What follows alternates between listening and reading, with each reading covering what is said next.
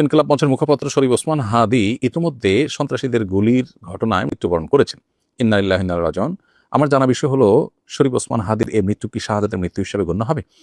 প্রিয় দর্শক, কোনো মানুষের মধ্যে যদি আল্লাহর সন্তুষ্টি লাভের আশায় মানুষের কল্যাণ সাধনা, ইনসাফ প্রতিষ্ঠা করা, মুসলিম মিল্লাতের চেতনা ধারণ করা এবং মানুষের অধিকার আদায় করার মানসিকতা থাকে এবং সেটার জন্য তিনি যদি লড়ে যান, সংগ্রাম করে যান, এমন অবস্থা যদি তার এই চেতনার কারণে তিনি আক্রমণের শিকার হন এবং মারা যান, সন্দেহাতীতভাবে তিনি শাহাদাতের মর্যাদা লাভ করবেন ইনশাআল্লাহ তাআলা। ইমানদারের মধ্যে যদি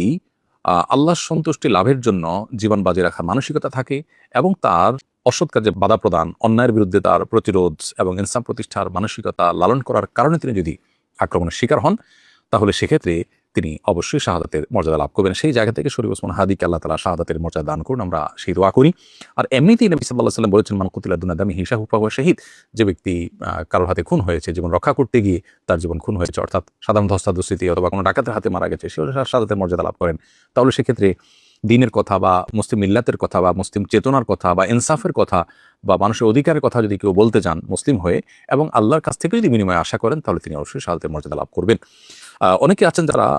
বিপ্লবী মানসিকতা ধারণ করেন, তারা অন্যায়ের বিরুদ্ধে সংগ্রাম করেন, তাদের সে সংগ্রামকে আমরা অবশ্যই শ্রদ্ধা করব,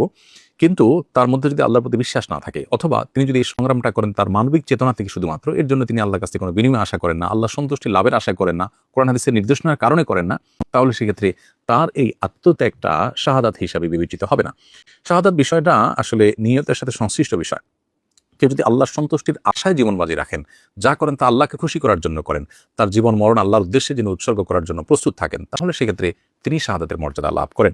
আমরা দোয়া করি শরীফ ওসমান হাদির সমস্ত ভুল ত্রুটি মাফ করে আল্লাহ তাআলা তাকে শাহাদাতের সর্বোচ্চ মাকাম দান করেন এবং তার সুখ সন্তপ্ত পরিবারকে সান্ত্বনা সইবার শক্তি নসিব করেন এবং সেই সাথে এখান থেকে অনুপ্রাণিত হয়ে আমাদেরকে আল্লাহর সন্তুষ্টির লাভের আশায় জীবন বাজি রাখার মানসিকতা আমাদেরকে ধারণ করার তৌফিক দান করুন। বস্তুবাদের এই পৃথিবীতে